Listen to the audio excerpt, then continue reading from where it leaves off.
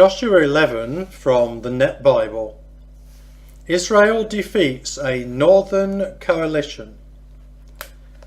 When King Jabin of Hazor heard the news, he organised a coalition including King Jobab of Madon, the king of Shimron, the king of Aksaph, and the northern kings who ruled in the hill country, the Arabah south of Kinnereth, the lowlands, and the heights of Dor to the west.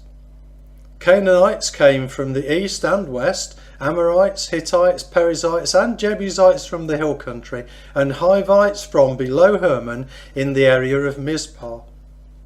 These kings came out with their armies. They were as numerous as the sand on the seashore and had a large number of horses and chariots. All these kings gathered and joined forces at the waters of Merom to fight Israel. The Lord told Joshua, "Don't be afraid of them. For about this time tomorrow I will cause all of them to lie dead before Israel. You must hamstring their horses and burn their chariots." Joshua and his whole army caught them by surprise at the waters of Merom and attacked them. The Lord handed them over to Israel, and they struck them down and chased them all the way to Greater Sidon, Misrephoth-Maim, and the Mizpah valley to the east. They struck them down until no survivors remained. Joshua did to them as the Lord had commanded him. He hamstrung their horses and burned their chariots.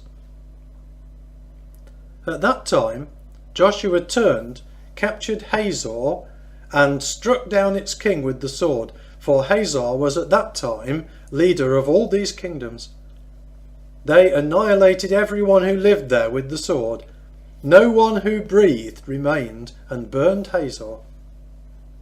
Joshua captured all these royal cities and all their kings and annihilated them with the sword, as Moses the Lord's servant had commanded. But Israel did not burn any of the cities located on mounds except for Hazor. It was the only one Joshua burned. The Israelites plundered all the goods of these cities and the cattle, but they totally destroyed all the people and allowed no one who breathed to live. Moses, the Lord's servant, passed on the Lord's commands to Joshua, and Joshua did as he was told. He did not ignore any of the commands the Lord had given Moses. A summary of Israel's victories. Joshua conquered the whole land, including the hill country, all the Negev, all the land of Goshen, the lowlands, the Arabah, the hill country of Israel and its lowlands, from Mount Halak on up to Seir, as far as Baal Gad in the Lebanon Valley below Mount Hermon. He captured all their kings and executed them. Joshua campaigned against these kings for quite some time. No city made peace with the Israelites except the Hivites living in Gibeon.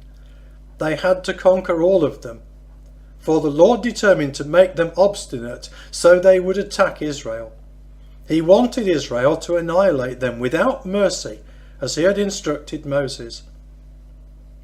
At that time, Joshua attacked and eliminated the Anakites from the hill country, from Hebron, Debir, Anab, and all the hill country of Judah and Israel. Joshua annihilated them and their cities. No Anakites were left in Israelite territory, though some remained in Gaza, Gath, and Ashdod.